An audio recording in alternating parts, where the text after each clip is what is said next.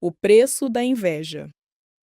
O dia do meu casamento deveria ter sido o ápice de um sonho, o ponto culminante de uma vida cuidadosamente planejada, um mosaico de momentos felizes que eu havia construído com esmero e dedicação, peça por peça, como a mais intrincada das obras de arte. O sol de outono, com seus raios dourados e suaves, filtrava-se pelos vitrais coloridos da antiga igreja matriz, uma construção imponente de pedra e história que testemunhara séculos de uniões e promessas. Os feixes de luz dançavam no ar, carregados de poeira dourada, pintando o chão de mármore polido com tons vibrantes de carmesim, safira e esmeralda, criando um espetáculo visual que parecia saído de um conto de fadas.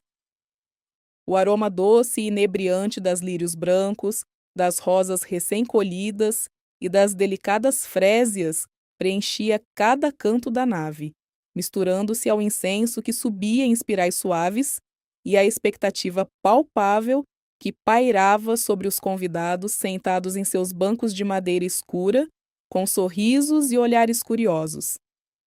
Meu vestido, um trabalho artesanal de seda pura e renda francesa, desenhado por uma estilista renomada e confeccionado com meses de antecedência, caía em cascata ao meu redor, uma nuvem de tecido que parecia flutuar.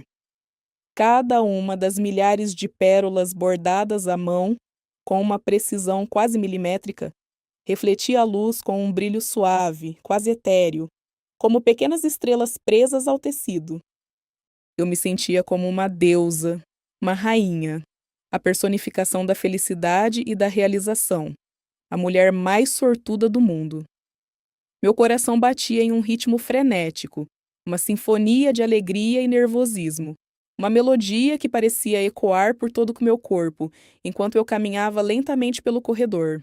O braço firme e protetor do meu pai me guiando, seus olhos marejados de orgulho e emoção, um espelho da minha própria felicidade. No altar, esperando por mim, com uma paciência que parecia infinita, estava Gabriel. Meu Gabriel, alto, com os cabelos castanhos, ligeiramente despenteados, de um jeito charmoso e descontraído que eu tanto amava, e um sorriso que sempre foi capaz de iluminar até os meus dias mais sombrios, de dissipar qualquer nuvem de preocupação que pairasse sobre mim.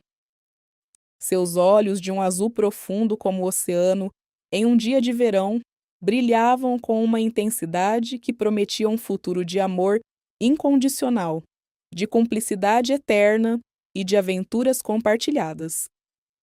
Ele era tudo o que eu sempre quisera: meu melhor amigo, meu confidente mais íntimo, meu porto seguro em meio às tempestades da vida, o homem que eu amava com cada fibra do meu ser, com cada batida do meu coração, com cada respiração. Nossos caminhos haviam se cruzado na universidade em meio a pilhas de livros empoeirados na biblioteca, a discussões apaixonadas sobre literatura e filosofia em cafés barulhentos e a noites de estudo que se transformavam em conversas profundas sobre a vida. Desde então, nossa história havia se desenrolado como um romance épico, com capítulos repletos de risadas contagiantes, desafios superados juntos e um amor que parecia crescer mais forte e mais profundo a cada dia que passava. Aquele momento ali diante de Deus e de todos os nossos entes queridos era a coroação de tudo isso, a celebração de uma jornada e o início de outra. Mas, mesmo em meio a tanta perfeição, há uma atmosfera tão carregada de amor e esperança, uma sombra sutil, quase imperceptível para os olhos desatentos, pairava sobre o cenário. Era uma sensação incômoda, um arrepio frio que percorria minha espinha, como o presságio de uma tempestade distante, de um perigo oculto que se espreitava nas profundezas.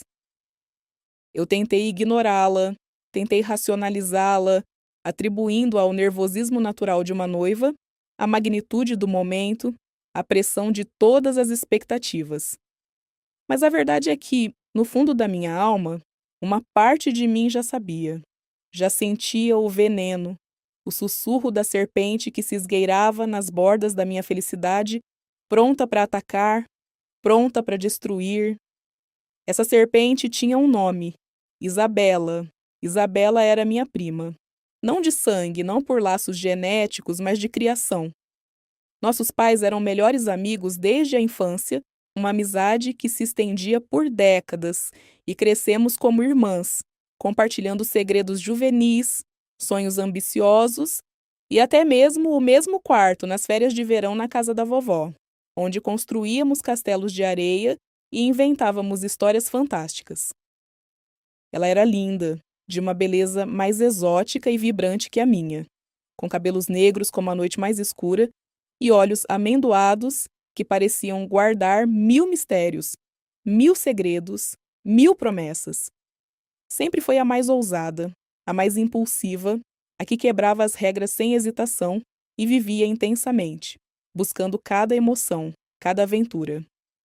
Eu, por outro lado, era a mais reservada, a mais estudiosa, a que buscava a ordem e a estabilidade, a que preferia a segurança da rotina à imprevisibilidade do novo. Éramos o yin e o yang, o sol e a lua, o fogo e a água, e por muito tempo essa dinâmica funcionou, criando um equilíbrio que parecia inabalável. Eu a admirava por sua coragem, por sua vivacidade, por sua capacidade de se arriscar. Ela me procurava por minha sensatez, por minha calma, por minha capacidade de planejar. Mas havia uma corrente subterrânea de inveja, um ciúme silencioso e corrosivo que eu só comecei a perceber anos depois, quando já era tarde demais, quando o veneno já havia se espalhado. Isabela sempre quis o que eu tinha. Não de forma explícita, não com palavras diretas, não com exigências abertas, mas com olhares furtivos, com gestos sutis, com uma sutil competição que permeava cada aspecto de nossas vidas, desde as notas na escola até os elogios dos professores, dos amigos, dos familiares. Se eu tirava uma nota alta, ela precisava tirar uma nota mais alta. Se eu ganhava um elogio, ela precisava ganhar 2. Era uma sede insaciável por reconhecimento, por ser o centro das atenções, por ter o que era meu, por ser melhor do que eu. E eu, na minha ingenuidade, sempre a perdoava, sempre a justificava, sempre acreditava que era apenas a sua forma de ser, a sua intensidade, a sua personalidade vibrante. Gabriel e Isabela se conheceram através de mim, é claro. Foi em um jantar casual em nosso apartamento, onde eu os apresentei com a alegria de quem une duas pessoas queridas. Ele, com sua gentileza inata, seu cavalheirismo e sua educação impecável, sempre a tratou com a mesma cordialidade e respeito que dedicava a todos os meus amigos e familiares. Ela, por sua vez, sempre foi mais intensa com ele. Flertes sutis, quase imperceptíveis para um observador externo, mas que para mim, em retrospecto, eram como bandeiras vermelhas. Olhares demorados que se estendiam por segundos a mais do que o necessário. Toques acidentais no braço, na mão, que pareciam durar um pouco mais do que o necessário, carregados de uma eletricidade que eu, na minha cegueira, atribuía à minha própria imaginação. Eu via, mas escolhia não ver. Confiava em Gabriel, confiava na nossa história, confiava na nossa conexão, na força do nosso amor. E, acima de tudo, confiava na minha prima, na irmã que eu acreditava ter, na pessoa que eu pensava que me amava. No dia do casamento, Isabela estava sentada na primeira fila, ao lado da minha mãe, com um vestido de seda verde esmeralda que realçava sua pele morena e seus olhos, fazendo-a parecer uma joia rara. Ela estava deslumbrante, como sempre. E como sempre, ela era o centro das atenções, mesmo que eu fosse a noiva, a estrela do dia. Seus olhos, no entanto, não estavam fixos em mim, nem no altar, nem na beleza da cerimônia, nem na emoção do momento. Eles estavam fixos em Gabriel. Um olhar que eu, na minha cegueira de noiva, imersa na minha própria felicidade, não percebi na hora, mas que se gravaria em minha memória com uma clareza dolorosa e perturbadora nos meses que se seguiriam. Um olhar de posse, de desejo ardente, de uma promessa silenciosa que ela parecia fazer a si mesma, um juramento de que ele seria dela, custe o que custasse. O padre começou a cerimônia, sua voz grave e solene ressoando pela nave, as palavras sagradas ecoando em meus ouvidos, prometendo uma vida de união e bênçãos. Nós estamos aqui reunidos para celebrar a união de Helena e Gabriel, para testemunhar o amor que os trouxe até este altar sagrado. Eu olhei para Gabriel e ele sorriu para mim, um sorriso que parecia afastar todas as sombras, todas as dúvidas, todas as apreensões. Nossos olhos se encontraram e por um instante o mundo exterior desapareceu. Éramos apenas nós dois, prontos para embarcar em uma nova jornada, prontos para construir uma vida juntos, um futuro de amor e felicidade. Mas a sombra persistia.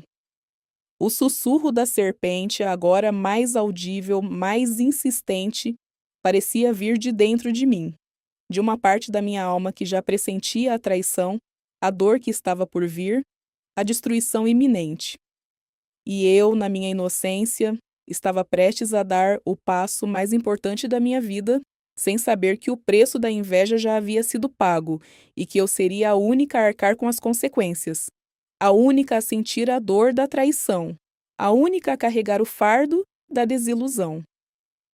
Os primeiros meses de casamento foram um turbilhão de felicidade, uma bolha de amor e cumplicidade que parecia impermeável a qualquer mal, a qualquer discórdia, a qualquer sombra. Nossa lua de mel, nas ilhas paradisíacas do Pacífico, foi um sonho que se tornou realidade. Dias ensolarados, passados à beira-mar, com o som suave das ondas quebrando na areia branca, noites estreladas sob o céu tropical, com a brisa morna acariciando nossos rostos, conversas intermináveis sobre nossos sonhos mais íntimos, nossos medos mais profundos, nossos planos mais ambiciosos para o futuro. Gabriel era o marido perfeito, atencioso, carinhoso, apaixonado, um companheiro que parecia ler meus pensamentos e antecipar meus desejos. Cada toque, cada beijo, cada palavra dele era um bálsamo para a minha alma, uma confirmação de que eu havia feito a escolha certa, de que nosso amor era inabalável, eterno. Eu me sentia completa, realizada, como se todas as peças do meu quebra-cabeça existencial finalmente tivessem se encaixado, formando uma imagem perfeita de felicidade. De volta à nossa rotina em São Paulo, a magia não diminuiu. Mudamos para um apartamento aconchegante no bairro que sempre sonhamos, com uma vista deslumbrante da cidade que se estendia até o horizonte, um mar de luzes cintilantes. Eu, como arquiteta, me dediquei com paixão a transformá-lo em nosso lar, um refúgio de paz e beleza, um santuário para o nosso amor. Gabriel, um talentoso designer gráfico, prosperava em sua carreira, seus projetos ganhando reconhecimento e elogios. Juntos, construíamos uma vida que parecia tirada de um conto de fadas moderno, uma narrativa de amor e sucesso. Nossas noites eram preenchidas com jantares românticos à luz de velas, filmes no sofá e a simples alegria de estar um na companhia do outro, de compartilhar a vida, os sonhos, os silêncios. A vida era boa, a vida era perfeita. Mas, como uma erva daninha que cresce silenciosamente no jardim mais bem cuidado, que se espalha sem ser notada até sufocar as flores mais belas, a dúvida começou a brotar. Pequenos incidentes inicialmente insignificantes, quase imperceptíveis, começaram a se acumular, formando um padrão sutil, mas perturbador, uma teia de desconfiança que lentamente começava a me envolver. Isabela, minha prima, que antes era uma presença constante em nossas vidas, começou a se tornar uma presença demais constante, uma sombra que se alongava sobre o nosso relacionamento. Ela ligava para Gabriel com uma frequência alarmante sob os mais variados pretextos. Um problema no computador que só ele poderia resolver, uma dúvida sobre um projeto de design que exigia sua expertise, um conselho sobre a vida que só ele poderia dar. Gabriel, sempre gentil e prestativo, com sua natureza bondosa e sua incapacidade de dizer não, nunca recusava. É só a Isabela, meu amor, ele dizia, com um sorriso tranquilizador, um beijo na minha testa. Ela precisa de ajuda com algo. Você sabe como ela é dependente. E eu, na minha ingenuidade, na minha confiança cega, acreditava. Eu queria acreditar. Mas os encontros começaram a se tornar mais frequentes e mais secretos. Vou encontrar a Isabela para ajudá-la com um projeto, ele dizia. Mas voltava tarde com um cheiro diferente no ar, um perfume que não era o meu, nem o dele, mas que eu reconhecia como o de Isabela, um aroma floral e adocicado que agora me causava náuseas. Estávamos no café, conversando sobre trabalho, ele justificava, mas seus olhos evitavam os meus, e havia uma tensão sutil em seus ombros, uma rigidez em sua postura que eu nunca havia visto antes.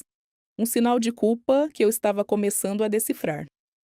Minha intuição, aquela voz silenciosa que eu havia aprendido a ignorar em nome da confiança e do amor, aquela voz que me alertava para o perigo, começou a gritar. Eu me lembrava dos olhares de Isabela no casamento, daquela possessividade velada, daquele desejo ardente que eu havia escolhido não ver, que eu havia empurrado para o fundo da minha mente. E agora, a imagem dela, com seus cabelos negros e olhos amendoados, se misturava à imagem de Gabriel, meu marido, o homem que eu amava, o homem que havia jurado me amar e me proteger.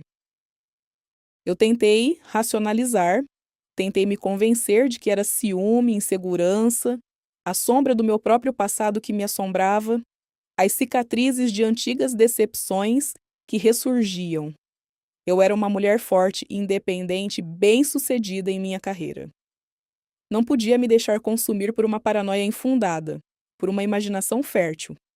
Mas a voz da dúvida era persistente e, a cada dia, ela se tornava mais alta, mais insistente, mais real. Uma noite, enquanto Gabriel dormia profundamente ao meu lado, seu corpo relaxado, seu rosto sereno, eu peguei o celular dele.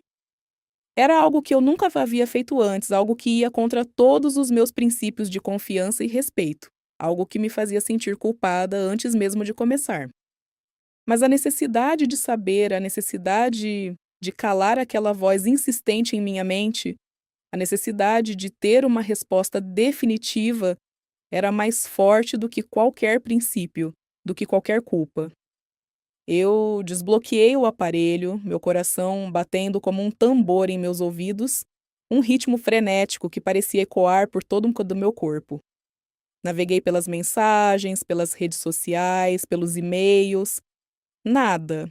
Nenhuma evidência concreta, nenhuma prova irrefutável nos aplicativos óbvios. Apenas conversas banais, trocas de informações sobre trabalho, sobre a vida, sobre o tempo. Eu me senti uma tola, uma paranoica, uma esposa ciumenta e insegura. E uma onda de alívio misturada com vergonha me invadiu. Mas então eu vi. Uma pasta oculta, um aplicativo de mensagens criptografadas que eu não reconhecia, um ícone discreto que se camuflava entre outros. Meu sangue gelou.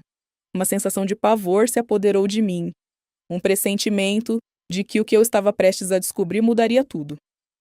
Eu cliquei e a tela se abriu, revelando uma torrente de mensagens, de fotos, de vídeos. Eram mensagens de Gabriel para Isabela. Eram fotos deles juntos, em lugares que ele havia dito que estava trabalhando, em cafés que ele havia dito que estava sozinho, em parques que ele havia dito que estava correndo. Eram vídeos curtos e íntimos de momentos que ele havia passado com ela, momentos que deveriam ter sido meus, momentos que ele havia roubado de mim. As palavras dançavam diante dos meus olhos, cada uma delas uma facada em meu coração, uma lâmina afiada que rasgava minha alma em pedaços. Sinto sua falta. Mal posso esperar para te ver. Você é a única que me entende. Com você, eu sou eu mesmo. E as respostas dela, igualmente apaixonadas, igualmente traiçoeiras, igualmente venenosas. Meu amor, minha vida, não aguento mais esperar por você. Quando vamos ficar juntos de verdade? Meu mundo desabou. A bolha de felicidade em que eu vivia estourou com um estrondo ensurdecedor, revelando uma realidade fria e brutal, uma paisagem de desolação e mentiras. Meu marido, o homem que eu amava, o homem com quem eu havia jurado passar o resto da minha vida, estava me traindo com minha própria prima, a irmã que eu acreditava ter, a pessoa em quem eu confiava cegamente. A sombra no altar não era um presságio, era a verdade. E a serpente havia finalmente mostrado suas presas, injetando seu veneno em cada aspecto da minha vida, corrompendo cada memória, cada sonho, cada esperança. Eu não gritei, não chorei. Apenas senti um vazio imenso, uma dor tão profunda que parecia rasgar minha alma em pedaços, uma sensação de desintegração que me deixava sem ar. Eu olhei para Gabriel, dormindo profundamente ao meu lado, seu rosto sereno, inocente, alheio à tempestade que se formava dentro de mim. E eu senti um ódio que nunca havia experimentado antes, um ódio frio e cortante que ameaçava me consumir por completo, um ódio que prometia vingança. A noite se arrastou, interminável, cada minuto uma eternidade de agonia. Eu permaneci ali, imóvel, com o celular em minhas mãos, as mensagens de traição queimando em meus olhos, a imagem de Gabriel e Isabela juntos se repetindo em minha mente como um pesadelo vívido, uma tortura sem fim. O sol começou a surgir no horizonte, pintando o céu com tons de rosa e laranja. Mas para mim o mundo havia se tornado cinza, sem cor, sem vida, sem esperança. Eu sabia que minha vida nunca mais seria a mesma. O preço da inveja havia sido pago, e eu seria a única a arcar com as consequências. E a primeira consequência seria a destruição de tudo o que eu havia construído, de tudo o que eu havia amado, de tudo o que eu havia acreditado. A manhã seguinte amanheceu com uma crueldade particular, uma luz implacável que expunha a feiura da minha nova realidade. O sol que antes me trazia alegria e a promessa de um novo dia, agora parecia zombar da minha dor, iluminando cada canto do apartamento que eu havia decorado com tanto carinho, cada objeto que representava uma memória feliz com Gabriel, cada um deles agora parecia manchado, corrompido pela revelação da noite anterior, como se a traição tivesse deixado uma marca indelével em tudo o que era nosso. Eu me levantei da cama, meu corpo pesado, minha alma em frangalhos, mas com uma determinação fria e cortante que me impulsionava para frente. Gabriel acordou pouco depois, espreguiçando-se com um sorriso sonolento nos lábios. "Bom dia, meu amor", ele disse, tentando me beijar. Eu me esquivei, sutilmente, fingindo um bocejo e a necessidade de ir ao banheiro. Ele não percebeu. Ou fingiu não perceber. Aquele sorriso, antes tão amado, agora me causava náuseas.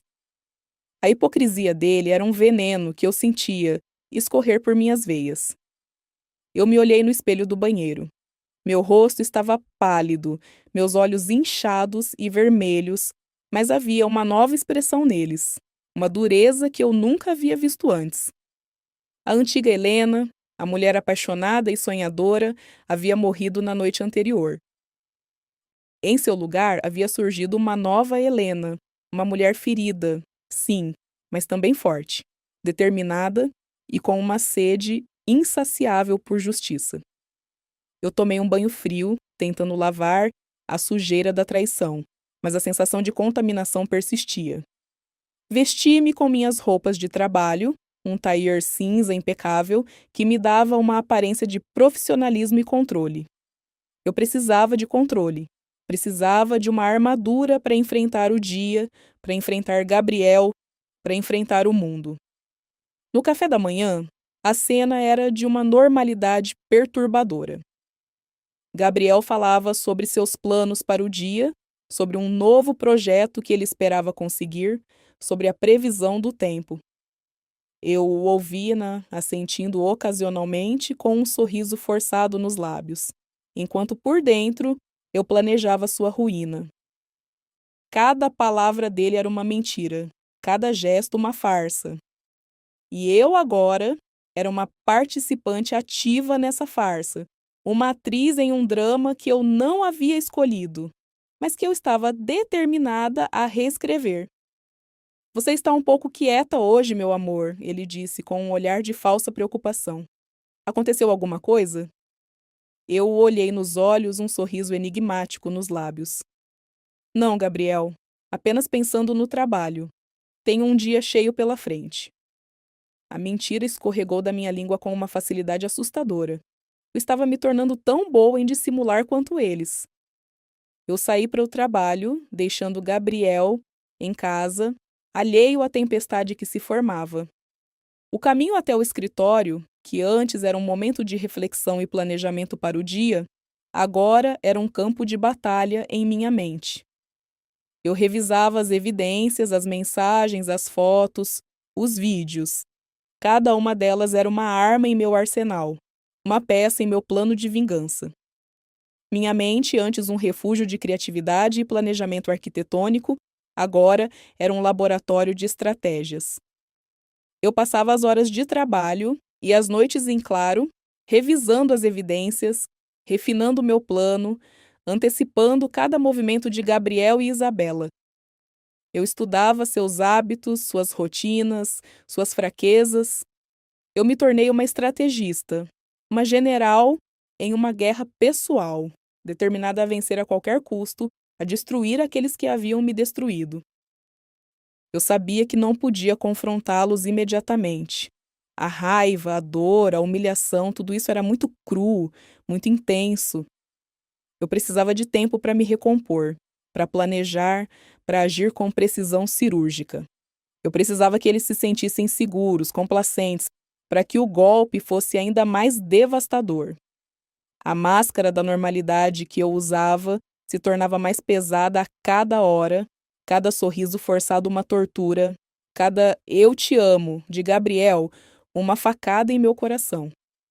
Eu me tornei uma mestra na arte da dissimulação, uma atriz perfeita em um palco de mentiras.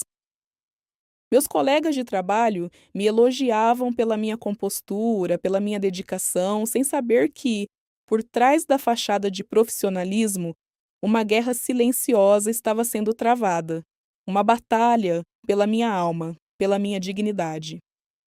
Isabela, em sua cegueira e em sua vaidade, continuava a se aproximar de mim, fingindo preocupação, fingindo amizade.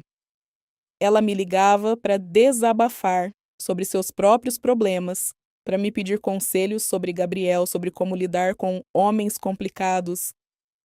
A hipocrisia dela era tão gritante que me dava vontade de rir ou de chorar ou de gritar, mas eu mantinha a compostura, a máscara de amiga leal, enquanto por dentro eu planejava sua queda, sua ruína. Uma tarde ela me convidou para almoçar. Helena, você parece tão estressada ultimamente. O trabalho está te consumindo? Ou é o Gabriel? Ele anda tão distante, não é? Vocês estão bem?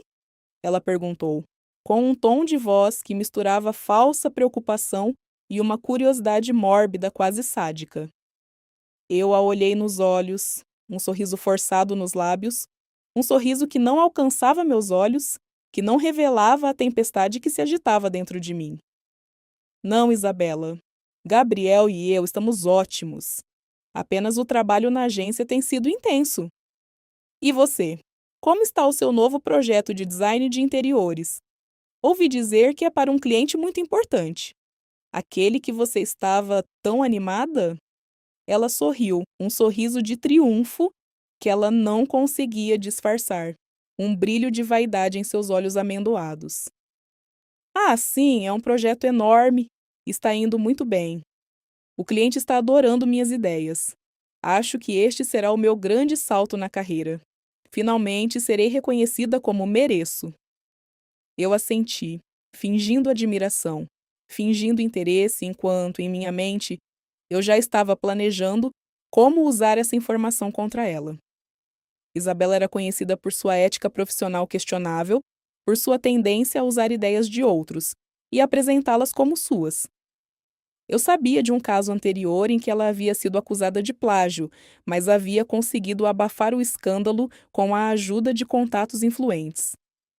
Agora, eu tinha uma oportunidade de expor sua verdadeira natureza, de destruir sua reputação, de arruinar sua carreira. O jogo da espera era agonizante, mas eu sabia que cada minuto, cada hora, cada dia que eu passava coletando evidências e refinando o meu plano me aproximava da minha vingança. Eu não queria apenas que eles perdessem o que tinham. Eu queria que eles perdessem tudo. Eu queria que eles sentissem a mesma dor, a mesma humilhação, a mesma desintegração que eu estava sentindo, mas multiplicada por 1000. A ascensão da estrategista em mim era completa. A antiga Helena, a arquiteta sonhadora e apaixonada, havia sido substituída por uma mulher fria, calculista e determinada. O preço da inveja seria cobrado e a vingança seria minha, meticulosamente planejada, executada com precisão cirúrgica e com um impacto que eles jamais esqueceriam, um impacto que os assombraria pelo resto de suas vidas. A teia da sabotagem que eu comecei a tecer ao redor de Gabriel era tão intrincada quanto os projetos arquitetônicos mais complexos que eu já havia concebido. Cada fio era cuidadosamente colocado, cada nó apertado com precisão, garantindo que a estrutura da sua carreira e, por extensão, da sua vida, se desintegrasse lentamente sem que ele percebesse a mão invisível por trás de sua ruína. O primeiro passo do meu plano envolvia o projeto de design gráfico que ele estava desenvolvendo para a pré-empresa de tecnologia Tech Solutions, um gigante do setor que poderia catapultá-lo para o estrelato ou esmagá-lo sob seu peso. Eu sabia que ele estava dedicando horas extras a esse projeto, trabalhando até tarde da noite, e que ele estava sob imensa pressão para entregá-lo com perfeição, pois era o maior contrato de sua agência até então. E eu sabia, com uma certeza fria e cortante, que ele estava usando o tempo que deveria dedicar ao projeto para se encontrar com Isabela, para alimentar sua traição. Eu comecei a sabotar o projeto de forma sutil, quase imperceptível, como um vírus silencioso que corrói um sistema por dentro. Pequenas alterações em arquivos cruciais, linhas de código que pareciam inofensivas, mas que causariam erros catastróficos na fase final de implementação. Eu trocava datas de entrega de materiais que ele havia me pedido para organizar, atrasando-os em dias, semanas, sem que ele percebesse a intenção por trás. Eu agia com a precisão de um cirurgião, deixando pequenas falhas que, acumuladas, causariam um desastre inevitável. Ele, em sua distração, em sua arrogância e em sua cegueira causada pela paixão ilícita, não percebia nada. Atribuía os problemas a falhas técnicas, a sobrecarga de trabalho, a erros de seus assistentes, a qualquer coisa, menos a minha intervenção. Ele reclamava de dores de cabeça, de noites mal dormidas, da pressão crescente, mas nunca suspeitava da verdadeira origem de seus problemas. Enquanto a carreira de Gabriel começava a cambalear, eu continuava a coletar evidências da traição. O software espião em seu celular era uma mina de ouro de informações, um fluxo constante de dados que alimentava minha sede de vingança. Mensagens de texto, chamadas, fotos, vídeos, cada nova descoberta era um golpe em meu coração, uma lembrança dolorosa do que eu havia perdido, mas também um reforço para minha determinação, um combustível para minha fúria. Eu estava construindo um dossiê que seria impossível de ser negado, um monumento à sua hipocrisia e à sua traição. Isabela, em sua cegueira e em sua vaidade, continuava a se aproximar de mim, fingindo preocupação, fingindo amizade, como se nada estivesse acontecendo, como se eu fosse uma tola que não via a verdade. Ela me ligava para desabafar sobre seus próprios problemas, para me pedir conselhos sobre Gabriel, sobre como lidar com homens complicados e suas exigências. A hipocrisia dela era tão gritante que me dava vontade de rir, ou de chorar, ou de gritar, de expor tudo ali mesmo. Mas eu mantinha a compostura, a máscara de amiga leal, enquanto por dentro eu planejava sua queda, sua ruína, sua desgraça. Uma tarde ela me convidou para almoçar em um restaurante chique no centro da cidade, um lugar que ela adorava exibir. Helena, você parece tão estressada ultimamente. O trabalho está te consumindo? Ou é o Gabriel? Ele anda tão distante, não é? Vocês estão bem? Sinto que há algo errado entre vocês. Ela perguntou, com um tom de voz que misturava falsa preocupação e uma curiosidade mórbida, quase sádica, como se estivesse se deleitando com a minha suposta miséria. Eu a olhei nos olhos, um sorriso forçado nos lábios, um sorriso que não alcançava meus olhos, que não revelava a tempestade que se agitava dentro de mim, a fúria contida que eu mal conseguia controlar. Não, Isabela, Gabriel e eu estamos ótimos. Apenas o trabalho na agência tem sido intenso. E você? Como está o seu novo projeto de design de interiores? Ouvi dizer que é para um cliente muito importante. Aquele que você estava tão animada que você disse que seria o seu grande salto? Ela sorriu, um sorriso de triunfo que ela não conseguia disfarçar. Um brilho de vaidade em seus olhos amendoados. Ah, sim, é um projeto enorme e está indo muito bem. O cliente está adorando minhas ideias. Acho que este será o meu grande salto na carreira. Finalmente, serei reconhecida como mereço, como a melhor designer da cidade. Eu assenti, fingindo admiração, fingindo interesse, enquanto em minha mente eu já estava planejando como usar essa informação contra ela. Isabela era conhecida por sua ética profissional questionável, por sua tendência a usar ideias de outros e apresentá-las como suas.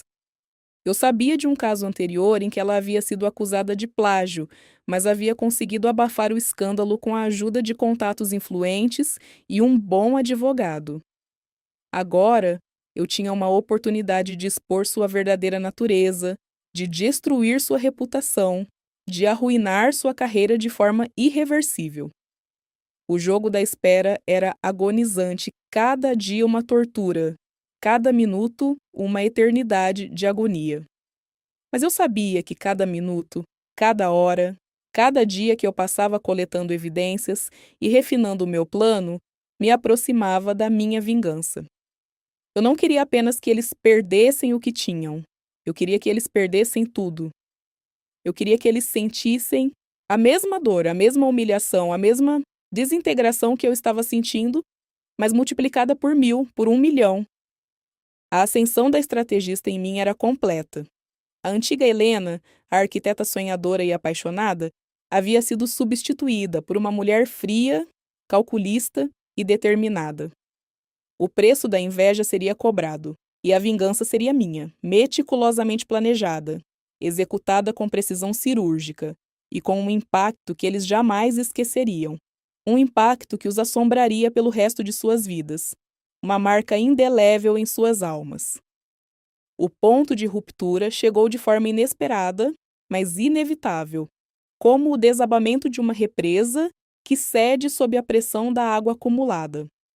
O projeto de Gabriel para a empresa de tecnologia Tech Solutions, sabotado por minhas intervenções sutis e meticulosamente planejadas, começou a apresentar falhas críticas na fase final de desenvolvimento. Bugs no código que pareciam surgir do nada, incompatibilidades de software que paralisavam o sistema, atrasos inexplicáveis na entrega de componentes essenciais que ele havia prometido. O cliente, um gigante do setor, estava furioso, ameaçando com processos e multas milionárias. Gabriel, em pânico, tentava desesperadamente consertar os problemas, passando noites em claro no escritório, mas era tarde demais. A reputação de sua agência foi manchada de forma irreparável, e o contrato que valia milhões e representava o futuro de sua carreira, foi cancelado com um estrondo que ecoou por todo o mercado. Eu observei tudo de longe, com uma satisfação fria e calculada, como um general que assiste à queda do inimigo. Gabriel estava em desespero, ligando para mim, pedindo ajuda, sem saber que eu era a arquiteta de sua própria ruína, a mão invisível que havia puxado o tapete debaixo de seus pés. Helena, eu não sei o que aconteceu. É como se tudo estivesse dando errado. É uma conspiração. Eu perdi o contrato. Minha carreira está arruinada. Eu não sei o que fazer. Eu o consolei fingindo preocupação, com uma voz suave e empática, enquanto por dentro eu celebrava minha primeira vitória, um triunfo amargo, mas necessário. Sinto muito, Gabriel, tenho certeza de que você vai superar isso. Você é talentoso. As coisas vão melhorar. A ironia de minhas palavras era um veneno doce que eu saboreava em silêncio. Enquanto a carreira de Gabriel desmoronava, em um espetáculo de ruína, eu preparei o terreno para a queda de Isabela. Eu havia descoberto que o projeto importante de design de interiores que ela estava desenvolvendo para um cliente de alto perfil era, na verdade, uma cópia descarada de um trabalho de um designer de interiores renomado internacionalmente, com apenas algumas modificações superficiais para tentar disfarçar o plágio. Eu tinha as provas irrefutáveis. Os arquivos originais, as datas de criação, as correspondências que comprovavam o plágio, cada detalhe que expunha sua fraude. Eu enviei as evidências anonimamente para o cliente de Isabela, para a Associação de Designers de Interiores, para os principais veículos de comunicação do setor e para as redes sociais, garantindo que a informação se espalhasse como um incêndio incontrolável. O escândalo explodiu em questão de dias, com uma intensidade que superou minhas expectativas. Isabela foi acusada publicamente de plágio, sua reputação foi destruída, seus clientes a abandonaram em massa, e sua carreira, que ela tanto prezava e que havia construído sobre mentiras, desmoronou em questão de semanas, deixando-a sem nada. Ela me ligou em prantos, histérica, pedindo ajuda, sem saber que eu era a responsável por sua desgraça, a mão que havia puxado o gatilho. Helena, eu não sei o que fazer. Alguém me sabotou. Alguém vazou as informações. Minha vida está arruinada. Eu perdi tudo. Por favor, me ajude. Eu a consolei, fingindo compaixão, com uma voz suave e empática, enquanto por dentro eu saboreava minha segunda vitória. Um triunfo que me trazia uma satisfação profunda e sombria. Sinto muito, Isabela. Tenho certeza de que você vai superar isso. Você é talentosa. As coisas vão melhorar. A ironia de minhas palavras era quase palpável, um eco amargo da minha própria dor. Com as carreiras de Gabriel e Isabela em ruínas, era a hora do confronto final, o ato derradeiro da minha vingança. Eu os convidei para um jantar em nosso apartamento sob o pretexto de apoiá-los em seus momentos difíceis, de oferecer um ombro amigo. Eles vieram, Gabriel com o rosto abatido, os olhos vazios, Isabela com os olhos inchados e vermelhos de tanto chorar, ambos alheios ao destino que os esperava, a armadilha que eu havia montado. A mesa estava posta, com o melhor serviço de porcelana, velas acesas, uma garrafa de vinho tinto que eu havia guardado para uma ocasião especial. A cena era de uma normalidade perturbadora, um contraste gritante com a tempestade que estava prestes a explodir, com a verdade que estava prestes a ser revelada.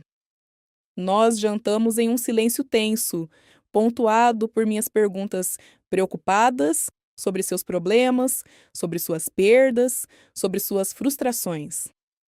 Gabriel falava sobre a injustiça que havia sofrido, sobre a conspiração contra ele. Isabela falava sobre a crueldade do mundo, sobre a inveja que as pessoas sentiam dela. Eu os ouvia, com um sorriso enigmático nos lábios, enquanto por dentro eu me preparava para o golpe final. para a revelação que os destruiria. Quando o jantar terminou, eu os convidei para a sala de estar.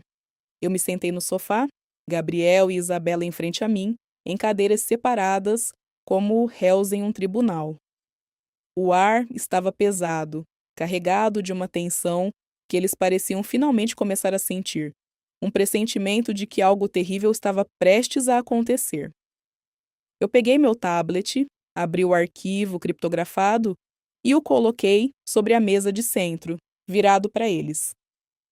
A tela brilhava com as mensagens de texto, as fotos, os vídeos, os registros de chamadas, as provas irrefutáveis da traição, cada detalhe da sua hipocrisia exposto em cores vívidas.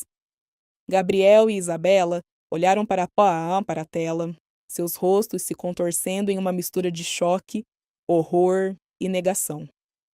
Seus olhos se arregalaram, suas bocas se abriram, mas nenhuma palavra saiu. O silêncio na sala era ensurdecedor, quebrado apenas pelo som da minha própria respiração, que agora parecia calma e controlada. Eu os olhei nos olhos, um sorriso frio e cortante nos lábios, um sorriso que não prometia perdão, mas justiça. Vocês acharam que eu não saberia?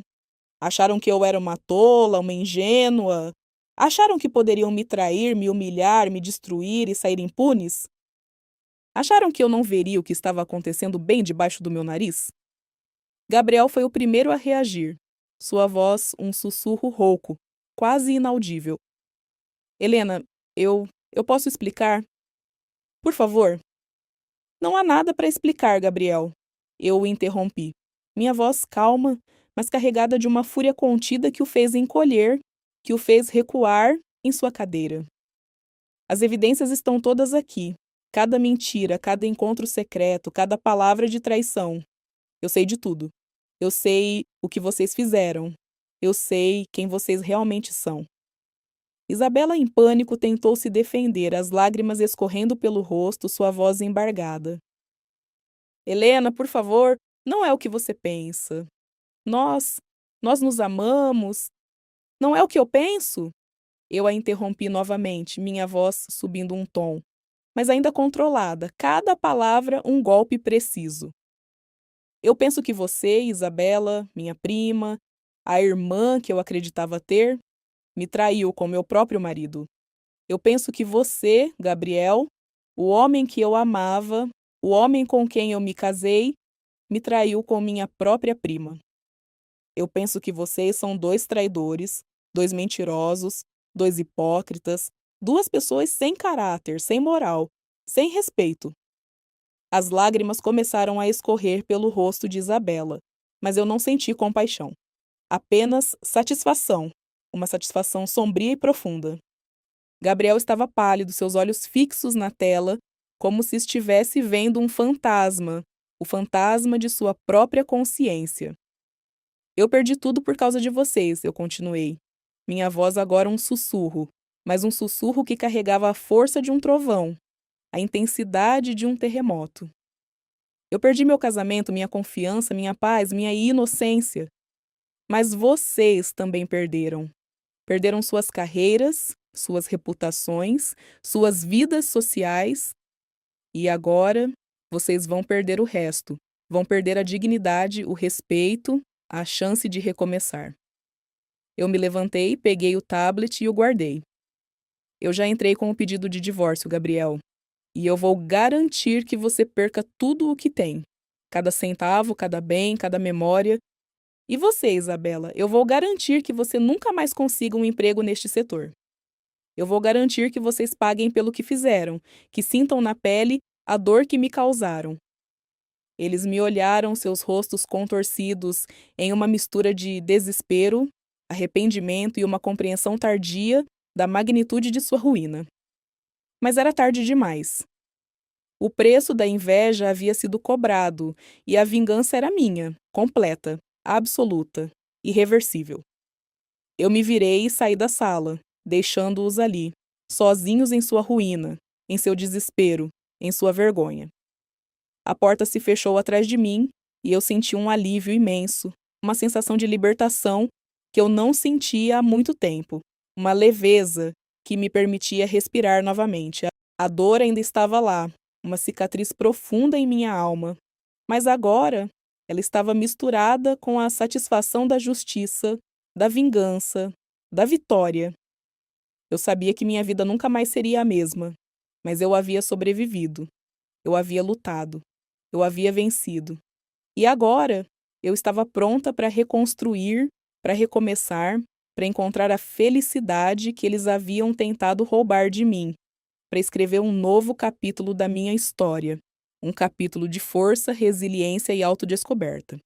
E a porta se fechou atrás de mim com um som abafado, mas que ecoou como um trovão nos meus ouvidos, reverberando nas profundezas da minha alma, selando o destino de Gabriel e Isabela em sua própria ruína, em seu próprio inferno particular.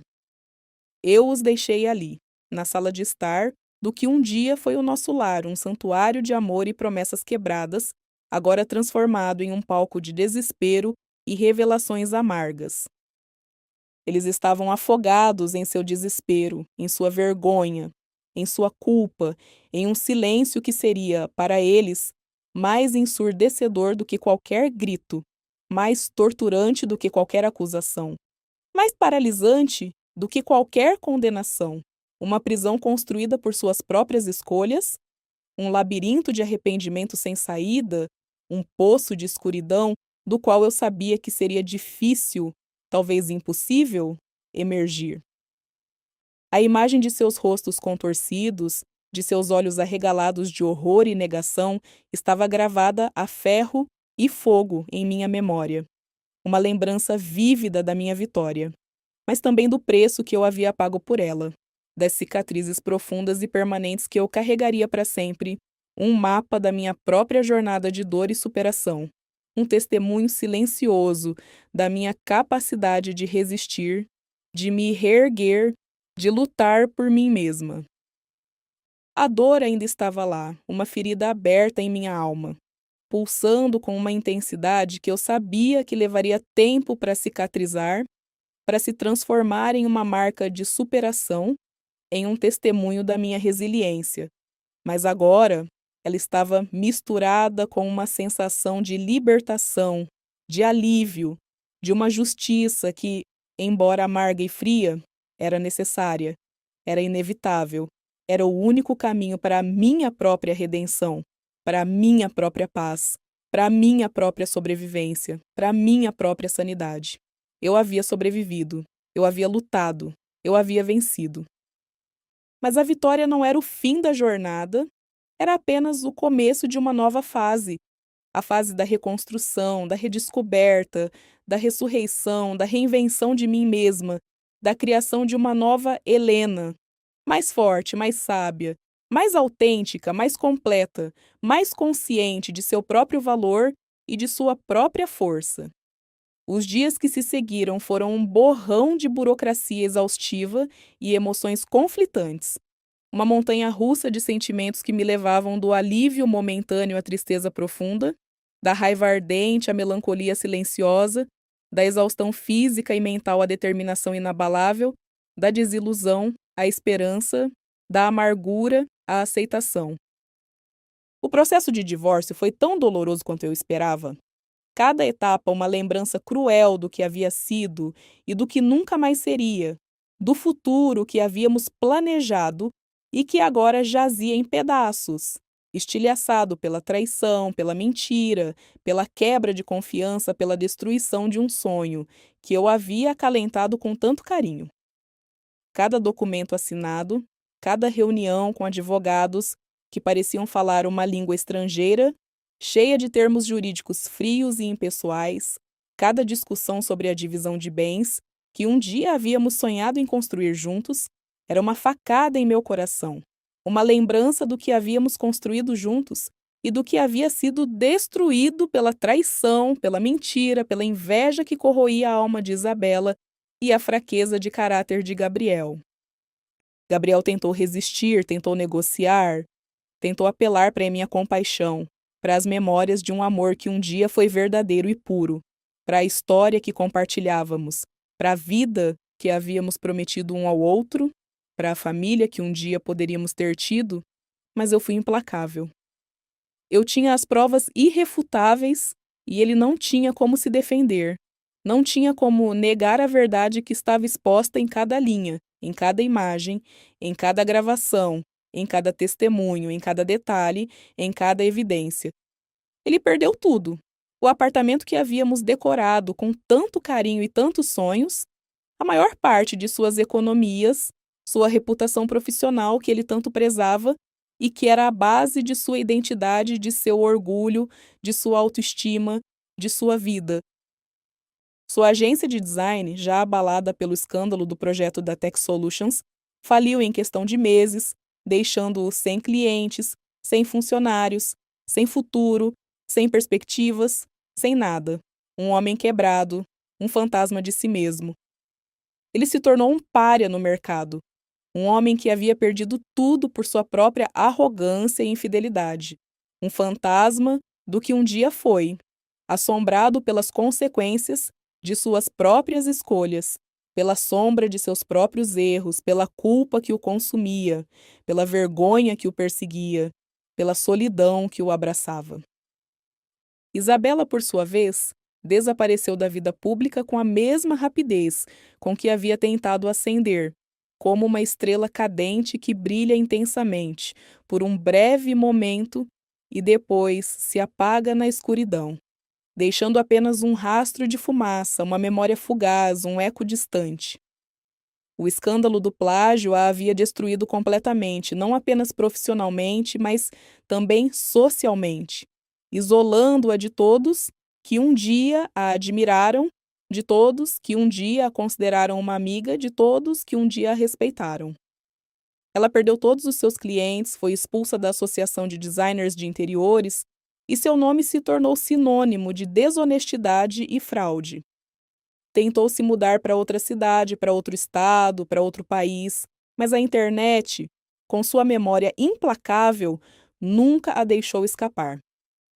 As notícias de seu plágio e de sua traição se espalharam como um vírus, contaminando qualquer chance de recomeço. Sua beleza, que um dia fora sua maior arma, agora parecia uma ironia cruel, um lembrete do que ela havia perdido, do que ela havia destruído. Ela se tornou uma figura solitária, amargurada, consumida pela inveja que a havia levado à ruína, deixando-a vazia e sozinha. Uma casca do que um dia foi, sem brilho, sem vida, sem esperança, sem alegria, sem amor, sem propósito. A última vez que ouvi falar dela, estava trabalhando em um emprego subalterno, em uma cidade pequena, longe dos holofotes, longe da vida que ela tanto almejava, uma sombra do que um dia foi, assombrada por seus próprios demônios, por suas próprias escolhas.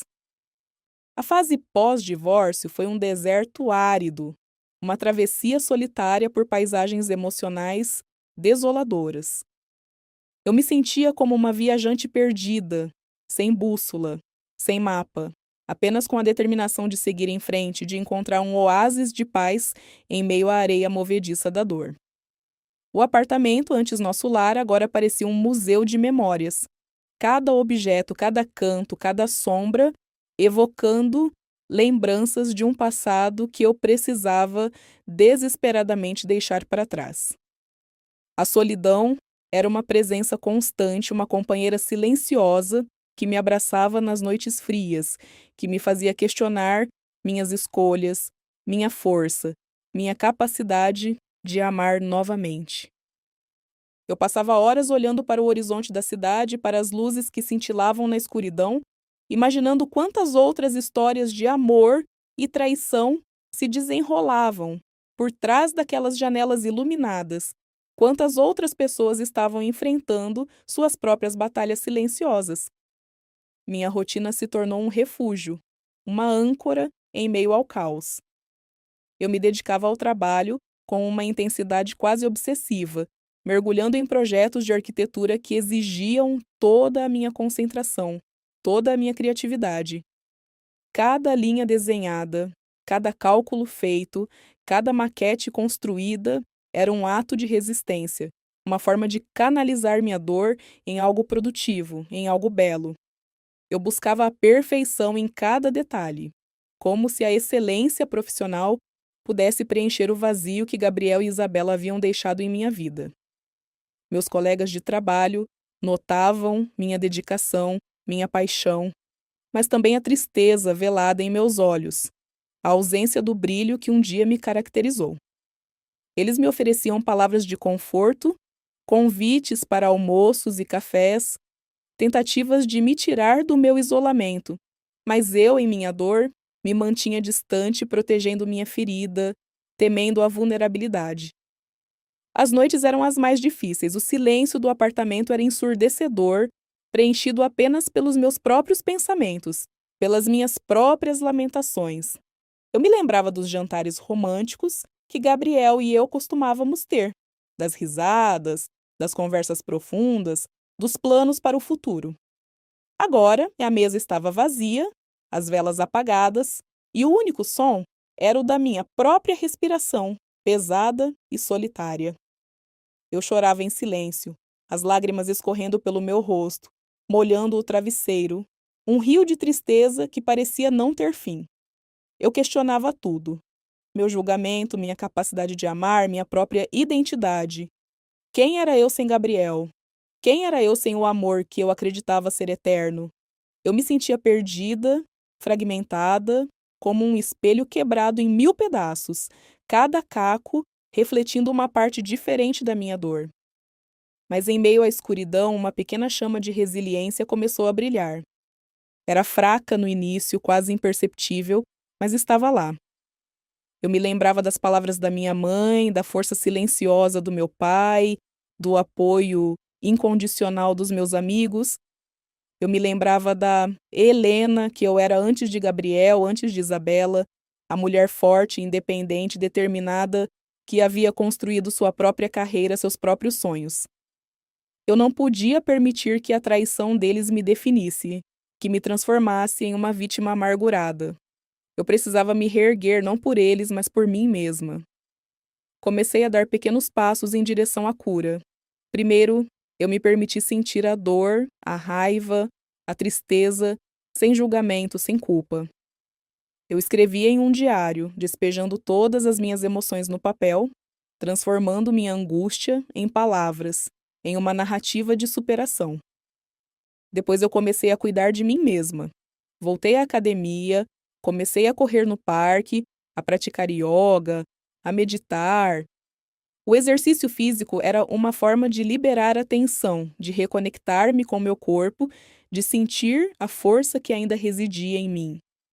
A meditação me ajudava a acalmar a mente, a silenciar o caos interior, a encontrar um pouco de paz em meio à tempestade.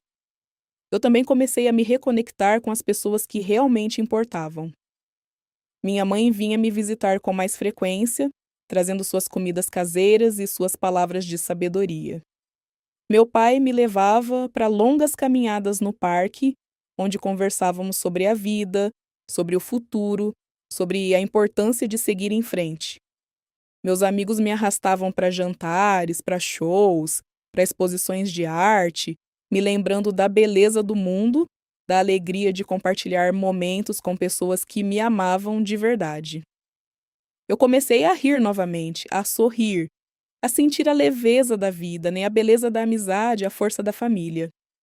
A reconstrução não foi um processo linear, mas uma jornada cheia de altos e baixos, de avanços e recuos.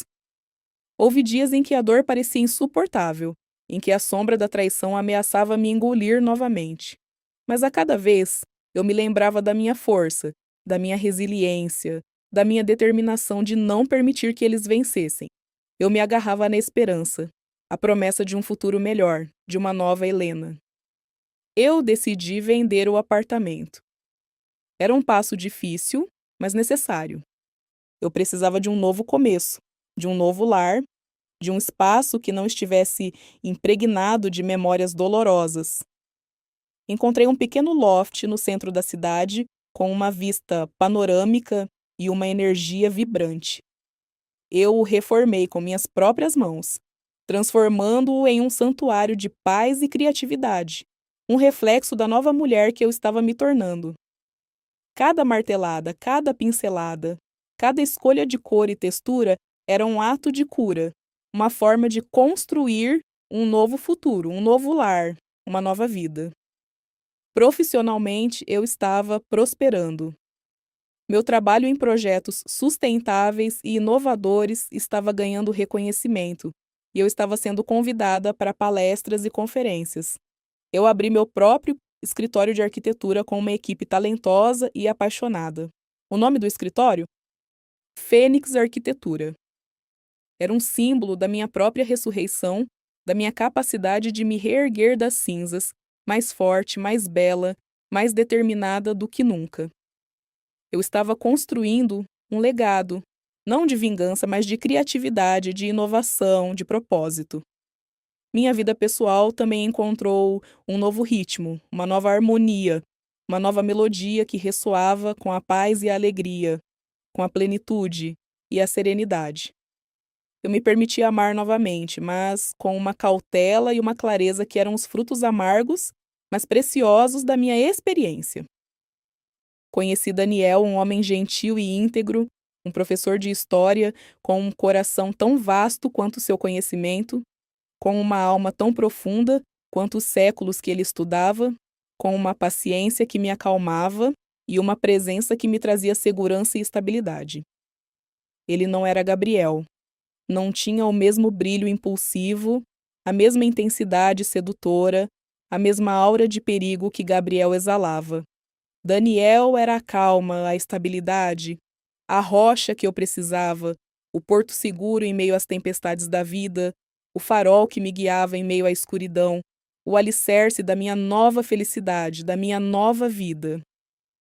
Ele me amava, não apesar das minhas cicatrizes, mas por causa delas, vendo nelas a prova da minha força e da minha profundidade, da minha capacidade de amar e de superar, da minha resiliência.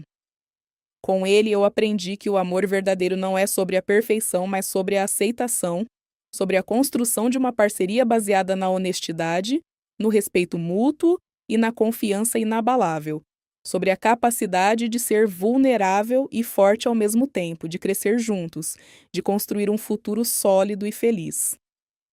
Nossos dias eram preenchidos com conversas profundas sobre a vida, a história e o futuro, risadas genuínas que ecoavam em nosso lar, e a alegria simples de compartilhar a vida, sem segredos, sem sombras, sem medos, sem a necessidade de máscaras, em uma autenticidade que eu nunca havia experimentado antes, em uma plenitude que eu jamais imaginei ser possível, em uma felicidade que era real e duradoura. A família, que havia sido um pilar de apoio inabalável durante minha crise, tornou-se ainda mais importante um refúgio de amor e aceitação incondicional, um santuário de paz e compreensão.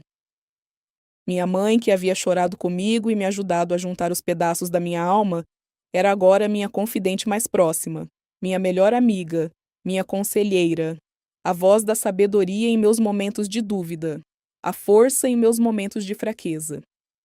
Meu pai, com sua sabedoria silenciosa e seu olhar protetor, me ensinou a importância de seguir em frente, de não permitir que o passado definisse o futuro, de sempre buscar a luz, de sempre ter esperança, de sempre acreditar em mim mesma, em meu potencial. Meus amigos, aqueles que permaneceram ao meu lado, que me apoiaram incondicionalmente, que me deram força quando eu mais precisei, eram um tesouro inestimável, um círculo de lealdade e amor que eu prezava acima de tudo. Uma prova de que a verdadeira amizade resiste a todas as provações, a todas as tempestades, a todas as adversidades, a todos os desafios da vida.